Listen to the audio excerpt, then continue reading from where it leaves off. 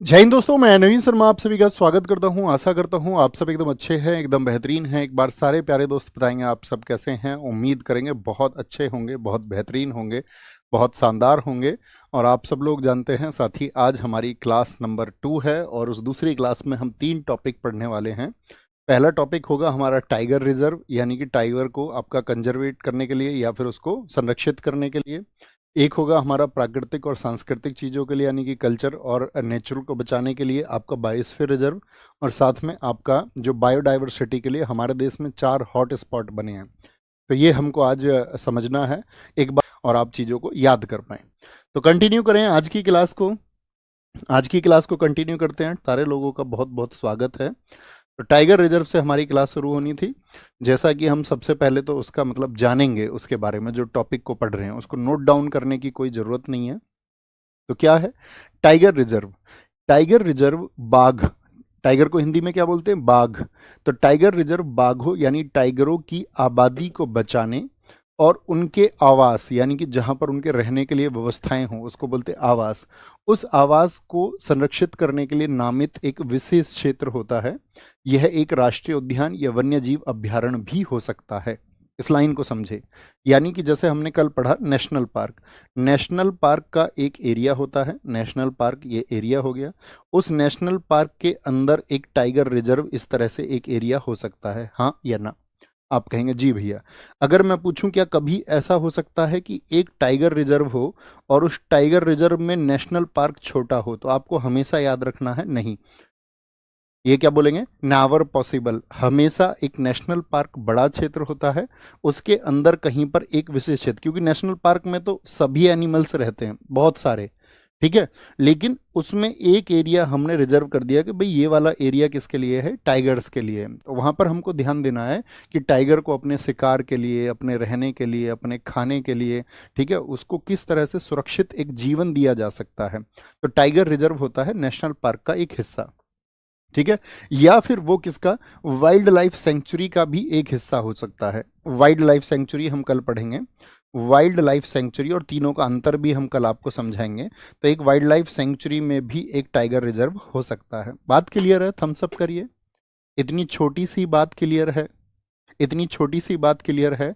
कुछ साथी PDF PDF लिख रहे हैं। दोस्त आप कल की क्लास प्लीज एक बार करें और आप हमेशा वहां पर पीडीएफ को जान जाएंगे। अभी हमने शुरुआत में बताया, हम अपनी पूरी सीरीज में कहीं भी अब पीडीएफ की जानकारी नहीं देंगे, क्योंकि हम उसको कई बार एक इवेंट पहले कर चुके, टेलीग्राम में हम बोल चुके।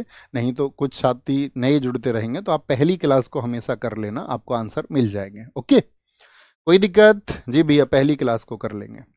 तो जिसे विशेष रूप से किसके लिए हमारा काम है इतनी बात जानना, जिसको मैं मार्क कर रहा हूं। टाइगर रिजर्व क्यों होता है? टाइगर रिजर्व क्यों बनाया जाता है? टाइगर रिजर्व नेशनल पार्क या वाइल्ड लाइफ सेंचुरी के अधीन हो सकता है, उसके अंदर हो सकता है, लेकिन काम क्या है मुख्य? बाघों को सुरक्षित करना। तो टाइगर रिजर्व के क्या ऑब्जेक्टिव्स होते हैं? The main objectives of tiger reserve are to save the tiger population, बाघों की आबादी को बचाना। भाई इन चीजों को नोट करने की जरूरत नहीं है, ये आपको अपने मस्तिष्क में स्पेस बनाना है। हाँ जी भैया।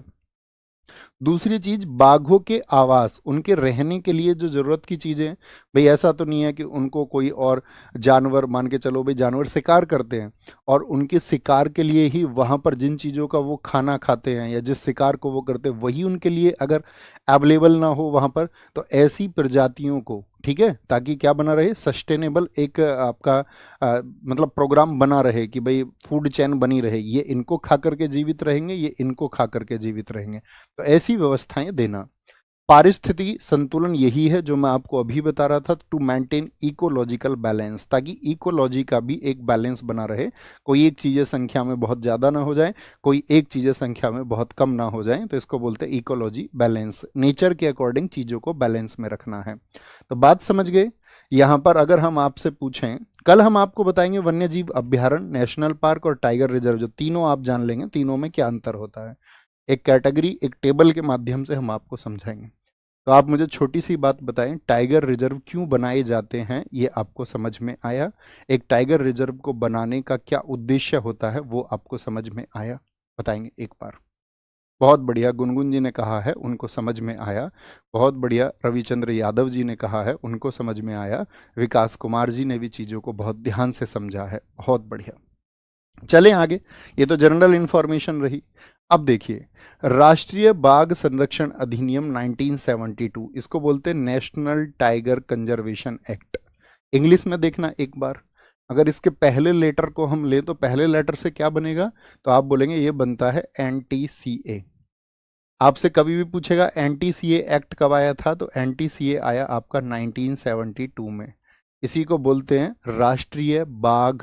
राष्ट्रीय बाघ संरक्षण अधिनियम 1972 के द्वारा 1973 में टाइगर रिजर्व की स्थापना। यहां से हमको एक लाइन सिर्फ याद रखनी है, बाकी कुछ याद नहीं रखना है। 1973 में स्थापना हुई।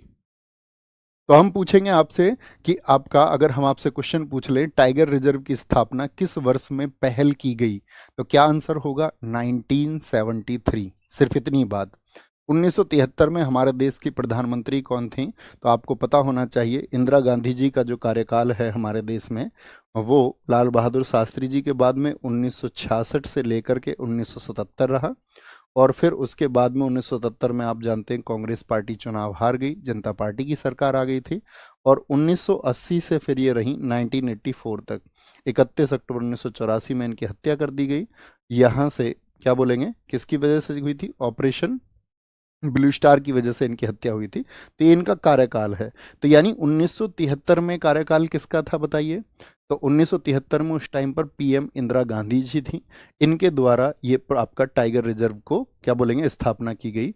और भारत में विश्व के 80% टाइगर रहते हैं। तो यानी कि दुनिया में किस देश में सबसे ज़्यादा टाइगर रहते हैं, क्या आंसर होगा, हमारे देश भारत में सबसे ज़्यादा टाइगर रहते हैं। कॉमन सी बातें हैं। Project tiger most important exam में लगातार डेली आपका रिपीट होता है कि प्रोजेक्ट टाइगर की शुरुआत कब हुई थी, तो बोलेंगे 1 अप्रैल 1973 को हुई थी। और संख्या देखिए बाघों की तब कुल 9 थी। सिर्फ 9 टाइगर थे हमारे पूरे देश में। आज हम कह रहे हैं सबसे ज़्यादा टाइगर हमारे यहाँ पर हैं, लेकिन उस समय पर कुल 9 टाइगर थे। ठीक है, 1 अप्रैल 1973 को इसको शुरुआत हुआ।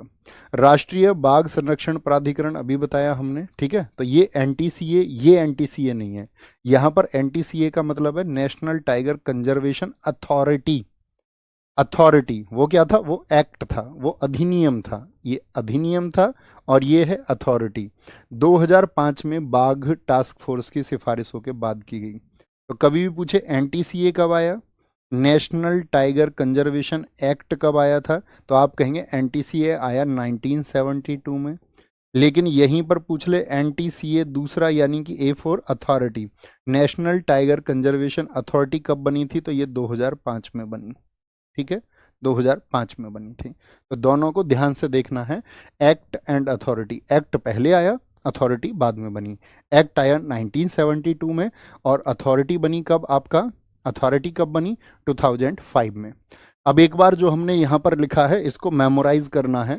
ठीक है, स्कैन टेक्निक का इस्तेमाल करना है। स्कैन टेक्निक क्या है कि आपने अभी तक जो भी पढ़ा उसको एक बार आंख बंद करके उसका पिक्चर क्रिएट करने का प्रयास करेंगे। तो ऐसे आप सोचेंगे कि NTCA national tiger conservation act 1972 के तहत 1973 में आपका टाइगर रिजर्व की स्थापना की गई। उस समय देश की प्रधानमंत्री इंदिरा गांधी थी। हमारे देश में 80% टाइगर रहते हैं। लेकिन जब प्रोजेक्ट टाइगर 1 अप्रैल 1973 को शुरू हुआ था तब देश में कुल आपका 9 टाइगर थे। अगर हम बात करें नेशनल टाइगर कंजर्वेशन आपका अथॉरिटी की स्थापना, तो बाघ टास्क फोर्स की वजह से 2005 में। तो कॉमन फैक्ट आपको अगर याद रह जाएंगे, नहीं याद होंगे तो फिर एक बार देखना है। अच्छा, मेरे ये चीज़ें मेमोराइज नहीं हुई हैं। और आप देखोगे आपका जो कॉन्शियस माइंड है वो एक्टिव होगा और चीज़ें लंबे समय तक आपको याद रहेंगी, लंबे समय तक याद रहेंगी। कुछ साथी कह रहे हैं सर बोर्ड PDF दिया करें। बच्चे देखिए, सारी चीज़ों के लिए आप अगर यही बोलते रहेंगे, जब हमने आपको एक दिन पहले PDF दे दिया टेलीग्राम चैनल में, एक दिन पहले हमने आपको PDF दे दिया, ठीक है, और उसके बाद में हमने कहा इसको हम क्लास में आपको आना है याद करने के लिए, और बोर्ड पर हम कुछ लिखते हैं, तो आप थोड़ी सी मेहनत तो कर सकते हो। मुश्किल से हम आपको 20-50 शब्द 100 शब्द लिखवा देंगे ज़्यादा से ज़्यादा। आप क्लास में रहते हुए उतनी अगर मेहनत कर लोगे तो मैं समझूंगा कि आप अपने सिलेक्शन को डिजर्व करते हैं। और आप चाहते नहीं आपको कुछ करना ही ना पड़े तो मैं ये मानूंगा साथी अभी आप सिलेक्शन को डिजर्व नहीं करते हैं, और फिर आपको दोस्त कुछ और तय करना होगा, कोई और राह तय करनी होगी। तो उसके लिए रियली सॉरी, क्योंकि मैं भी चाहूँगा ना वो चीज़ें सिलेक्शन में कन्वर्ट हो। ऐसे तो हम आपको प्रोवाइड कर देंगे, ऐसे ही पढ़ाई भी ना, फिर तो हम सब कुछ प्रोवाइड कर देते हैं। हमारे पास पुरानी क्लासेस है स्टैटिक जी के कि हम बोल देंगे भैया ये कर लो, है ना, तो फिर क्या फ़ायदा। तो हम आपके साथ खड़े होकर मेहनत कर रहे हैं ना, आप सब लोगों के लिए प्लानिंग कर रहे हैं, तो उतना आपका डेडिकेशन भी बनना चाहिए। नोट सेम बनाने हैं, जैसे लिखा हुआ है सेम। आए आगे। अंतर्राष्ट्रीय बिग कैट अलायंस, इसको बोलते हैं international big cat alliance, IBCA. IBCA, IBCA में साथी 96 बिग, 96 नहीं होते इसमें, 97 बिग कैट होते हैं। कितने? 97 बिग कैट होंगे। 97 big cat, 97 big cat range देश, यानी कि वो ऐसे देश हैं जहां पर बिग कैट पाई जाती हैं। अच्छा, कल हमने आपको बताया था जो हमारी बिल्ली होती है उसमें कितनी प्रजाति आती हैं। हमने एक प्रजाति कल गलत नोट डाउन कर ली थी, उसको भी हमको गलत कनेक्ट करना है। हम कह रहे थे ना कि हम एक भूल रहे हैं, तो आप सबने हमको बताया कि एक है आपका, आपने कोई नाम लिया था पैंथर। पैंथर नहीं है, पैंथर नहीं है, ठीक है। तो 97 बिग कैट रेंज देशों और गैर रेंज देश, यानी कि जो इसके साथ ही आपका रेंज कंट्री नहीं है, उनका बहु एजेंसी गठबंधन है जिसका उद्देश्य 7 बिग कैट, यानी कि बिग कैट की जो फैमिली है उनके आवासों का संरक्षण करना। ये किसका काम है? आईबीसीए का, इंटरनेशनल बिग कैट अलायंस का यही काम है कि बिग कैट के आवास के लिए जो चीज़ें मुहैया करानी चाहिए वो हम मुहैया कराएंगे। देखिए जैसे कैसे। यह विचार पहली बार भारत के प्रधानमंत्री द्वारा 2019 में प्रस्तावित किया गया था। तो मुझे बताएं 2019 में भारत के प्रधानमंत्री कौन थे? Who was the prime minister of India in 2019? तो आप कहेंगे 2014 से एक ही प्रधानमंत्री हैं आपका एनडीए गठबंधन के, नरेंद्र मोदी। नरेंद्र मोदी, ओके। तो 2019 में यह प्रस्ताव किया गया कि आधिकारिक तौर पर प्रोजेक्ट टाइगर की 50वीं वर्षगांठ, 50वीं वर्षगांठ कहते कैसे जी? कब शुरुआत हुई थी इसकी? 1 अप्रैल 1973 से, 1 अप्रैल 1973 से 50 वर्ष कब पूरे होंगे? तो वो होंगे 2023 में इसको लॉन्च किया गया था। किसको? आईबीसीए को। यह पहल 7 बड़ी बिल्ली की प्रजातियों के संरक्षण पर केंद्रित है। यहां देखना आप 7, कल आपने क्या बोलेंगे, हमने हिम तेंदुआ को काउंट नहीं किया और हमने वहां पर लिख लिया था किसको? एक बार थम्स अप करे जी भैया, अभी पीछे एक पेज पलट के करेक्ट करते हैं। पैंथर की जगह हमको करना था सिनो लियोपार्ड, और हमने कल उसको बोर्ड पे भी लिखा था लेकिन हम उसको स्लिप कर गए, हम उसको काउंट करना भूल गए। तो बाघ, शेर, तेंदुआ यानी टाइगर, लॉयन, लेपर्ड, सिनो लेपर्ड। तो लेपर्ड की 2 कैटेगरी हैं इसमें, चीता, जैगुआर और प्यूमा। क्या? प्यूमा। कर चुके करेक्ट उसको? कर चुके जी बॉस, ओके। तो बात समझ में आई। इन सभी का अंतर कल हमने आपको समझाया था, कैसे आप पहचानोगे बाघ क्या होता है, तेंदुआ क्या होता है, हिम तेंदुआ क्या। हिम तेंदुआ तो बर्फ वाला हो गया, उसको पहचान नहीं सकते सफेद। जैगुआर, इन सब का हमने आपको अंतर बताया था, प्यूमा का। ये सिर्फ पढ़ने की बात है। इनमें से 5 जो साथी आपका भारत में पाए जाते हैं। तो भारत में कौन कौन पाए जाते हैं? बाघ भारत में पाए जाते हैं, हाँ जी। शेर, तेंदुआ, हिम तेंदुआ और चीता भारत में पाए जाते हैं। प्यूमा और जैगुआर भारत में नहीं पाए जाते हैं, except puma and jaguar. Exam में क्वेश्चन पूछा जाएगा कि बिल्ली की निम्नलिखित में से कौन सी प्रजाति है जो भारत में निवास नहीं करती है। 4 ऑप्शन हम आपको देंगे, तो क्या कहेंगे? शेर होगा भारत में, यानी इन्हीं में से देखिए। शेर होगा, हाँ जी। बाघ होगा, हाँ जी। चीता होगा, हाँ जी। लेकिन क्या आपका प्यूमा होगा? प्यूमा इंडिया में पाया जाता है प्यूमा? तो आप कहेंगे नहीं भैया, प्यूमा के तो शूज मिलते हैं इंडिया में, बस प्यूमा नहीं पाया जाता है, प्यूमा नहीं पाया जाएगा, ओके। उत्तराखंड का जो जिम कॉर्बेट नेशनल पार्क है वो भारत का पहला टाइगर रिजर्व बना। तो टाइगर रिजर्व बनाने की शुरुआत कब हुई? 1973 में। तो इसके नीचे लिखना 1973 में, 1973 में कब बना था जिम कॉर्बेट नेशनल पार्क? ये भारत का पहला टाइगर रिजर्व बना।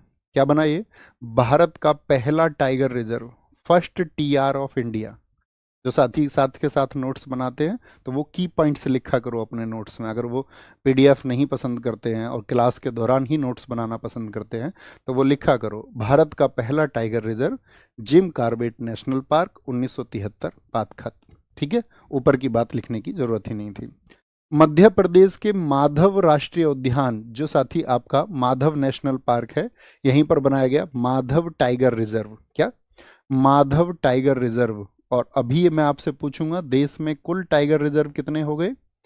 भारत का 58वां टाइगर रिजर्व घोषित किया गया है। आप सारे साथी करंट अफेयर्स के स्टूडेंट रहते हैं तो कभी भी आपका 59 होगा तो आप उसको अपने नोट्स में ऐड ऑन कर लेंगे, जब कभी भी, क्योंकि वो बढ़ते रहते हैं, वो डेटा चेंज होता रहता है। ओके, अब हम आपसे एक बात पूछेंगे, यहाँ पर कल का एक क्वेश्चन पूछेंगे हम आपसे। जिम कॉर्बेट नेशनल पार्क, जिसका पुराना नाम वहाँ के गवर्नर हेली के नाम पर था, हेली नेशनल पार्क की स्थापना किस वर्ष में हुई थी? या जिसको हम भारत का पहला नेशनल पार्क भी कहते हैं, उसकी स्थापना किस वर्ष में हुई? आंसर आना चाहिए और उससे हमको ये ऊर्जा पहुंचेगी कि हाँ, हम सही छात्रों को पढ़ा रहे हैं जो खुद को सिलेक्शन में कन्वर्ट कर सकते हैं। दिखाएं जी, नाम दिखाया करो शुभम भाई। आपका सबसे पहले आपका पूनम चंद जाट ने आंसर दिया है, राहुल कुमार, सुषमा रेडू, बहुत शाबाश।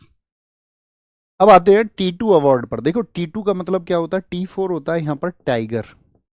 टाइगर कितने करने हैं? 2 गुने। टाइगर की संख्या अगर आपने 2 गुनी कर दी तो T2 अवार्ड मिलेगा। इस अवार्ड की घोषणा 2010 में टाइगर रेंज कंट्रीज ने मिलकर की थी। अब आप सोचेंगे टाइगर रेंज कंट्रीज क्या होती हैं? तो टाइगर रेंज कंट्रीज उन कंट्रीज को कहते हैं जहां पर टाइगर स्वतंत्र घूम सकते हैं। हमारे देश में टाइगर को पिंजरे में बंद करके रखा जाता है कि स्वतंत्र घूमता है? बताओ, फ्री मूव करता है या इन केज यानी पिंजरे में रहता है? तो आप कहेंगे यहाँ पर आपका चीता, यानी कि जो हमारा, सॉरी चीता बोल रहे हैं, यहाँ पर जो हमारा बाघ है, जो टाइगर है, वो एकदम से फ्री मूव कर सकता है, फ्रीली मूव कर सकता है, स्वतंत्र घूमते हैं। तो भारत भी एक टाइगर रेंज कंट्री है। भारत कैसी कंट्री है? एक टाइगर रेंज कंट्री है, क्योंकि यहाँ पर जो आपका टाइगर है वो स्वतंत्र रूप से घूम सकते हैं। T2 अवार्ड, इस अवार्ड की घोषणा 2010 में टाइगर रेंज कंट्रीज ने मिलकर की थी। यहाँ पर सेंट पीटर्सबर्ग में आपका एक सम्मेलन हुआ था रूस में 2010 में। सेंट पीटर्सबर्ग कहाँ पर पड़ता है? ये रूस में। यहाँ पर एक कॉन्फ्रेंस हुआ कि भाई एक काम करते हैं, जो भी टाइगर को दुगना करेगा उसको हम अवार्ड देंगे, और 2010 से इसको ढूंढा जाने लगा, लेकिन बहुत टाइम के बाद में। और ये 4 वर्षों में करना है। टाइगर की संख्या दुगनी कितने वर्षों में करनी है? कितने वर्षों में? यहाँ पर एक शर्त और लगाई गई, 4 वर्षों में, 4 ईयर्स में, क्योंकि जो साथी आपका टाइगर की काउंटिंग होती है वो 4 वर्षों के बाद ही होती है। जैसे आप देखते हो सेंसस कितने साल के बाद में होता है, जनगणना कितने वर्षों के बाद में होती है, तो जनगणना 10 वर्षों के बाद में होती है। उसी तरह जो साथी आपका टाइगर की काउंटिंग होती है वो आफ्टर 4 ईयर्स होती है, तो 4 वर्षों के बाद में। तो भैया किसी भारत में सबसे पहले किसको दिया गया? 4 वर्षों के बाद में। तो भारत का पहला 2014 से 18, 2014 से 18 यहाँ पर था पीलीभीत टाइगर रिजर्व। बताइए, आपने देखा होगा पीडीएफ को, पीलीभीत टाइगर रिजर्व कहाँ पर स्थित है, किस राज्य में है? पीलीभीत टाइगर रिजर्व ये साथी पहला टाइगर रिजर्व है, first tiger reserve who got T2 award. पहला टाइगर रिजर्व, TR लिख रहे हैं हम टाइगर रिजर्व को, जिसे जिसे T2 अवार्ड मिला पूरी दुनिया में। क्या मिला? T2 award. किस किस सेशन के लिए मिला? 2014 से 18। तो क्या इसने आपका भैया यहाँ पर पीलीभीत में जो टाइगर थे वो 2 गुने हो गए थे? हाँ जी। पहले उनकी संख्या थी 2014 में 25 और 2018 में उनकी संख्या हो गई थी 65। कितनी? 20 से कितना इंक्रीज कर लिया? 65।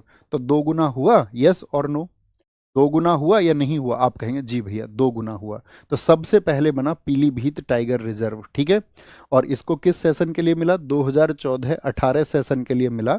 लेकिन मिला किस वर्ष में? इस सेशन में दुगने किए तो इसके बाद ही मिला होगा। तो ये अवार्ड इसको 2020 में मिला, लिख लेना, 2020 में मिला। अगर मैं कभी भी आपसे क्वेश्चन पूछूंगा कि आपका पीलीभीत टाइगर रिजर्व को T2 अवार्ड किस वर्ष में मिला था, तो आपका आंसर होगा 2014 से 18 के सेशन के लिए 2020 में दिया गया था। कब दिया गया था? 2020 में। भाई काउंटिंग होगी 4 वर्ष और उसके बाद में अनाउंसमेंट और फिर दिया गया।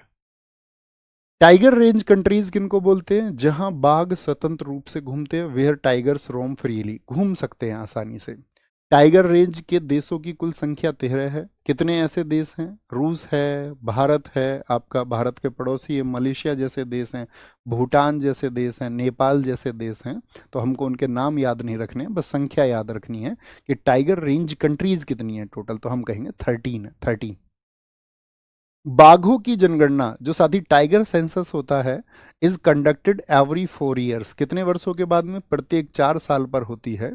और भारत में पहली बार बाघों की जनगणना, जैसे आप देखते होंगे कि मनुष्यों की जो जनगणना भारत में शुरू हुई थी वो मेयो के टाइम पर हुई थी 1872 में। लेकिन एक रेगुलर सेंसस, एक नियमित जनगणना किसके समय से शुरू हुई थी? तो आप कहेंगे 1881 से भैया जी, रिपन के टाइम से शुरू हुई थी। तो इस तरह वह तो हुई जनगणना की बात, लेकिन बाघों की जनगणना कब से शुरू हुई? तो बाघों की गणना शुरू हुई 2006 से। ये बहुत इंपॉर्टेंट फैक्ट बनेगा, बहुत इंपॉर्टेंट मार्क करना। और जब मैं किसी चीज़ को महत्वपूर्ण लिखूं तो इसका मतलब होगा जब आप अपना एग्जाम देने जा रहे होंगे फाइनल रिवीजन के लिए, तो उस समय आपको देखना है भैया ने कौन से तथ्यों को बहुत महत्वपूर्ण मार्क किया था। ओके। 2006 में गणना 1411 थी। आपको ये डेटा याद नहीं रखना है कि तब कितने थे, 1411 थे लगभग। हम वृद्धि देखेंगे सिर्फ। बाघों की संख्या, बाघों की संख्या फिर 2014 के बाद 2006 आपका 10, 14, भाई 6 में हुई पहली बार जनगणना, फिर कब हुई होगी? 10 में। 10 के बाद 14 में, फिर 18 में। तो 18 में जो हमारे टाइगर थे वो थे 2967। 2022 में हुई तो कितने हो गए? 3682। 2022 में, यानी कि वर्तमान में हमारे देश में अभी तो 3682 से ज़्यादा हो चुके होंगे, क्योंकि अभी चल रहा है वर्ष कौन सा? 2025, 2025। अब मुझे बताइए कौन सा वर्ष होगा जिसमें बाघों की गणना होगी? अगला कौन सा वर्ष होगा जिसमें बाघों की गणना होगी? तो आप कहेंगे 2026 होगा भैया। यानी कि ये कितने बढ़े?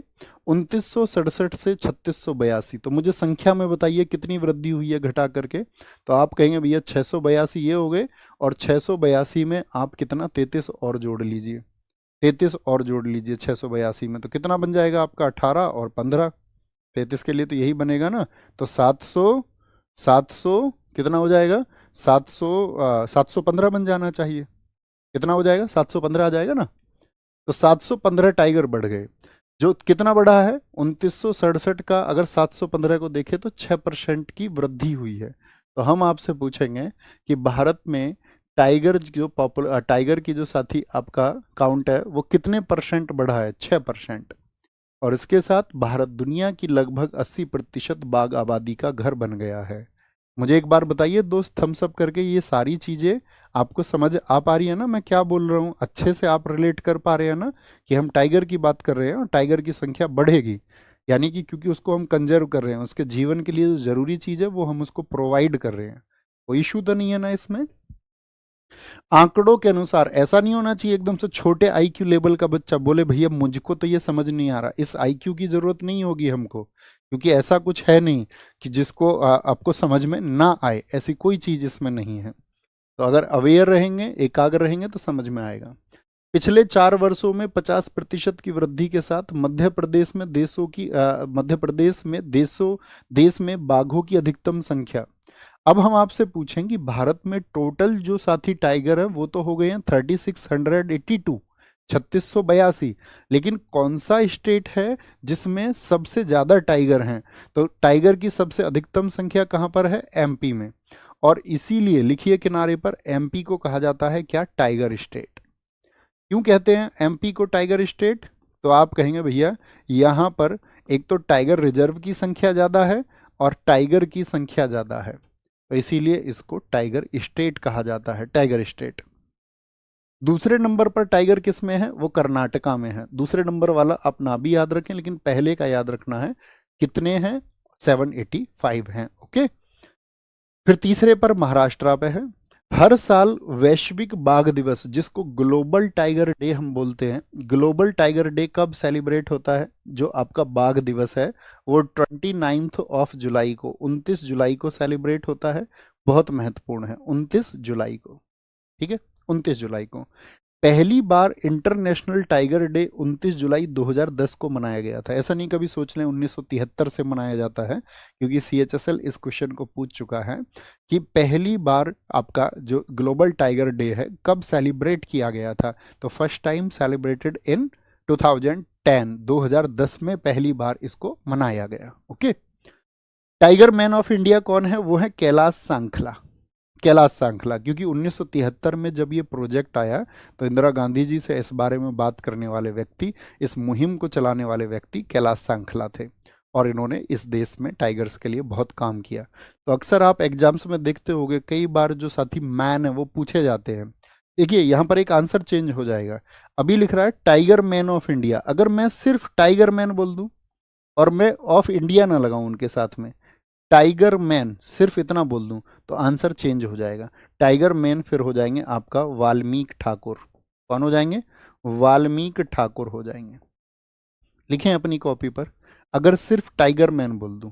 लेकिन भैया कभी ऐसा हुआ एग्जाम में, पूछ लिया टाइगर मैन कौन है और दोनों का नाम दे दिया, कैलाश सांखला भी और वाल्मीकि ठाकुर भी, तब भी आंसर सिर्फ टाइगर मैन पूछे तो वाल्मीकि ठाकुर, और वाल्मीकि ठाकुर नहीं दिए हुए हैं और टाइगर मैन पूछ लिया है, और इस समय फिर आपको एग्जामिनर का माइंडसेट समझना है कि वो आंसर कैलाश सांखला जी चाह रहा है, बट टाइगर मैन दे के वाल्मीकि ठाकुर ना दे। दोनों का आपको पता होना चाहिए। तो क्या बोलेंगे? Tiger man of India Kailash Sankhla है। तो इस तरह के कई मैंस पूछे जाते हैं जिन्होंने उस प्रजाति को बचाने के लिए काम किया है या उस एक क्षेत्र में विशेष काम किया है। जैसे एलिफेंट मैन ऑफ इंडिया कौन है? लिखना एलिफेंट, एक पेज पे लिखिए कहीं, शॉर्ट नोट बनाइए, elephant man of India. Elephant man of India, जो साथी जानते हो वो आंसर भी करना। ये हैं आपके अजय देसाई। कौन है? अजय देसाई। अजय देसाई हैं आपके, अजय देसाई। ठीक है, अजय देसाई हैं। अगर हम आपसे पूछें फ्रॉग मैन ऑफ इंडिया कौन है, जो फ्रॉग किसको बोलते हैं? मेंढक को। Frog man of India, frog man of India की अगर हम बात करते हैं तो HD बीजू बोलते, सत्यभामा दास बीजू। सत्यभामा, सत्यभामा दास, सत्यभामा दास बीजू हैं, बीजू, सत्यभामा दास बीजू। ये फ्रॉग मैन ऑफ इंडिया हैं देश के। अगर हम आपसे पूछ ले बर्ड मैन ऑफ इंडिया, बताइए बर्ड मैन ऑफ इंडिया कौन है? तो सलीम अली। कल हमने आपको बताया था सलीम अली राष्ट्रीय उद्यान किस राज्य में है? सलीम अली। तो क्या बोलेंगे भैया? जम्मू कश्मीर में। बर्ड मैन ऑफ इंडिया हो गए। Water man of India, water man of India तो आप कहेंगे भैया राजेंद्र सिंह हैं, राजेंद्र सिंह, राजेंद्र सिंह हैं, Rajendra Singh. Pond man of India, pond man of India जो देश में तालाबों को सुरक्षित करने के लिए, बचाने के लिए काम कर रहे हैं, पॉन्ड मैन ऑफ इंडिया, वो हैं आपके राजेंद्र तंवर। कौन है? राजेंद्र तंवर हैं, Rajendra Tanwar, pond man of India. अगर हम आपसे पूछे यहाँ पर soil man of India, soil मतलब मिट्टी man, soil man of India किसको कहा जाता है? मिट्टी के लिए, वो रतन लाल हैं। कौन है? रतन, रतन लाल हैं। फॉरेस्ट मैन ऑफ इंडिया कौन है? भारत में जंगलों को बचाने के लिए काम कर रहे हैं। फॉरेस्ट मैन ऑफ इंडिया ये हैं जादव पायेंग। कौन है? सॉरी, जादव पायेंग, जादव, जादव पायेंग है, Jadav Payeng. Snake man of India आपसे पूछ ले, सांपों को बचाने के लिए स्नेक मैन ऑफ इंडिया, इतने मैन आपको याद रखने हैं। स्नेक मैन ऑफ इंडिया कौन है? तो वो रोमुलस व्हिटकर हैं। कौन है? Romulus, Romulus Whitaker. कौन व्यक्ति हैं? रोमुलस व्हिटकर हैं, रोमुलस व्हिटकर। तो कभी भी आपसे मैन पूछे जाए किसी भी क्षेत्र के, वो आपको पता होने चाहिए। ठीक है, एक बार नोट कर लें और फिर थम्स अप करके हमें बता दें कि हम आगे चलें, तो हम आगे की चीज़ों को पढ़ते हैं। रोमुलस व्हिटकर, बहुत बढ़िया। तो ये सारे मैन ऑफ इंडिया कहलाते हैं। उस क्षेत्र में इनका विशेष काम है, उस प्रजाति को, उस चीज़ को बचाने के लिए इन्होंने प्रयास किए हैं, प्रयास किए हैं। ओके, लिख चुके? मेरे साथ साथ ही लिख लिया करो जिसको हम नोट कराएं। Okay, noted, noted, noted, very good, very good. अब आते हैं भारत के 58 टाइगर रिजर्व। देखिए हमने बताया टाइगर रिजर्व नेशनल पार्क के अंदर हो सकता है कि नहीं हो सकता है, तो बहुत सारे नाम तो आपको कॉमन दिखेंगे। आपका ध्यान होना चाहिए जो नाम आपने कल नहीं पढ़े थे उन पर विशेष तौर से, उन पर विशेष तौर से। देखिए कैसे, आंध्र प्रदेश का नागार्जुन सागर श्रीशैलम है, ये भारत का सबसे बड़ा टाइगर रिजर्व है और इसी को बोलते हैं। वह कौन सा सबसे बड़ा है जिसमें क्रांतिक बाघ आवास है, यानी कि स्पेशली सिर्फ और सिर्फ इसी के लिए बहुत ज़्यादा संख्या में भी है। क्रांतिक बाघ आवास बोलते हैं इसको। क्रांतिक बाघ आवास कहाँ पर है? ठीक है, सबसे बड़ा भी यही है तो सबसे ज़्यादा आवास भी यहीं पर, आवास के लिए ज़्यादा चीज़ें क्रिटिकल, इसको हम बोलेंगे critical tiger habitat. Critical tiger habitat कहाँ पर है? क्रिटिकल टाइगर हैबिटेट तो वो आपका नागार्जुन सागर श्रीशैलम में है। क्या बोलेंगे? नागार्जुन सागर श्रीशैलम। आंध्र प्रदेश का ये भारत का सबसे बड़ा टाइगर रिजर्व भी है। अच्छा, कितने साथी बताएंगे हमको भारत का सबसे छोटा टाइगर रिजर्व कौन सा है? भारत का सबसे छोटा टाइगर रिजर्व कौन सा है बताएंगे जी, फटाफट से, फटाफट से बताएंगे। कोई दिक्कत? आप कहेंगे अरुणाचल। अच्छा अब मुझे बताओ फटाफट से, अरुणाचल नाम दफा याद है? कैसे बताया था हमने? ये विश्व का सबसे ऊंचा है। अरुण आंचल को लेके क्या हो गया था? भाग गया था, तो उसके नाम दफा लिख गई थी। हाँ जी, आंचल को याद रखना ना, आंचल के कोमल अंग है, सॉफ्ट सी आंचल है, ऐसे याद रखना। कमलंग को याद रखेंगे कोमल अंग से, रूट लिखिए कोमल अंग, कोमल अंग है उसके, कोमल अंग है, ठीक है, सॉफ्ट स्किन। और क्या बोलेंगे भैया, नाम पे जो दफा लिखी गई उसके, तो वो दफा लिखी गई उसके घर वालों ने पक्की रिपोर्ट की है, एकदम से पक्की रिपोर्ट, पक्की दफा लिखवाइए एकदम कि उल्टा आना पड़े। अब बताइए कौन सा फिर आंचल मिली कि नहीं मिली? तो मोलिंग नेशनल पार्क भी यहीं पर था। आज हम नेशनल पार्क का नाम नहीं लेंगे, आज हम सिर्फ टाइगर रिजर्व का नाम लेंगे। ओके, बात क्लियर है? मेमोराइज करना है कल वाला भी। असम, आसाम, देखिए मानस हमने कल याद बताया, अरे आसाम क्या बोला था? आसाम भले मानस, क्या करने थे? रंगों के नाम याद रखने थे, रंग से याद रखना है। क्या याद रखने थे? रंग के नाम। ये हमने कल आपको रिलेट करके बताया। काजीरंग में भी क्या आता? रंग वर्ड आता है। अरे मानस रंगों के नाम सुनाने हैं, कब सुनाने हैं? आज शाम गुरुजी सुना देंगे, आज शाम गुरुजी हम रंगों के नाम तुमको सुना देंगे, ठीक है। ओरंग, बिहार का वाल्मीकि, याद है बिहा होने के बाद आदमी क्या बन जाता? बालम बन जाता, बालम, तो वाल्मीकि हो गया। छत्तीसगढ़ की बात करें, छत्तीसगढ़, छत्तीसगढ़ का रूट वर्ड क्या रहेगा? छत। ये तो हमने कल बताया आपको, बिहा होने के बाद में आदि बालम बन जाता, बालम, बालम थानेदार, चला हुए जिप्सी। छत, छत से बोलेंगे उदंतती सीता नदी। छत से याद करिए, मेमोराइज करिए कल की चीजों को। Indravati national park, Kanger national park और घासीदास, गुरु घासीदास नेशनल पार्क। तो आप बोलेंगे भैया छत से घास याद है, गुरु घासीदास, घास याद है? हाँ जी, घास कहाँ डाली थी? इंदर की छत पर। किसकी घास? इंदर की छत पर डाल दी थी, लेकिन अचानक से इंदर आ गया इस बार, अचानक से इंदर आ गया और उसने क्या देख लिया? उड़ती हुई घास देख ली। किधर से आ रही है घास? उड़ती हुई घास। अच्छा, इस छत से आ रही है, तो अचानक से आ गया और क्या देख ली? उड़ती हुई घास देख ली। उड़ती, उड़ती, उदंती, कुछ भी याद रख लेंगे, जब उड़ती याद रहेगा तो याद रहेगा। बोलो थम्स अप करके जी, मजा आया, याद रहेगा।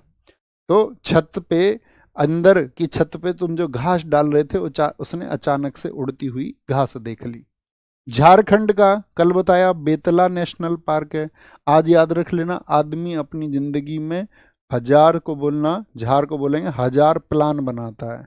कितने प्लान बनाता है व्यक्ति अपने जीवन में? कभी यहाँ सफल नहीं होता, कभी कहीं और सफल होता है। हजार प्लान बनाता है। क्या बनाता है? हजार प्लान बनाता। पलामू हो गया। कर्नाटक में हमने कल आपको बताया नाटक करती है कौन सबसे ज्यादा? नाटक करती है एक अंसी नाम की बंदी, दांदेली अंसी। इसको काली टाइगर रिजर्व भी बोलते हैं, क्योंकि यहाँ से काली नदी बहती है। काली टाइगर रिजर्व लिखिए, काली टाइगर रिजर्व बच्चों नोट्स आपको एक दिन पहले बना लेना, और फिर कभी अगर आपने नोट्स अच्छे से बना लिया, क्लास को ज्वाइन कर लिया, तो एग्जाम से पहले एक रिवीजन कर लेना, एग्जाम टाइम पे एक रिवीजन, कभी जरूरत नहीं पड़ेगी इसके अलावा स्टैटिक जीके का। ओके, तो काली टाइगर रिजर्व क्यों कहते हैं? क्योंकि यहाँ से बहती है। किस टाइगर रिजर्व से? काली नदी होके बहती है, काली नदी। देखिए क्या बताया था हमने आपको, आपको अगर याद होगा तो हमने बताया था जो अंसी नाम की बंदी है, अंसी, अंसी नाम की बंदी है, वो बहुत नाटक करती है। बंदी बांदीपुर, लेकिन देखिए नगर में हो हल्ला करवाती है, वो नहीं करवाती। नगर में हो हल्ला, हो हल्ला नाटक करने वाली बंदी होगी तो भैया हो हल्ला होगा ही होगा। भैया बिल भी आपका बढ़ के आएगा या नहीं आएगा? बताओ फटाफट से। बिल आपका खूब खर्चा करवाएगी, है ना, नाटक करने वाली, तो तुम्हारा बिल भी बढ़ के आएगा। आएगा कि नहीं आएगा तुम बताओ? बिल गिरी, अच्छा ये तो नाटक करने वाली की वजह से आया है।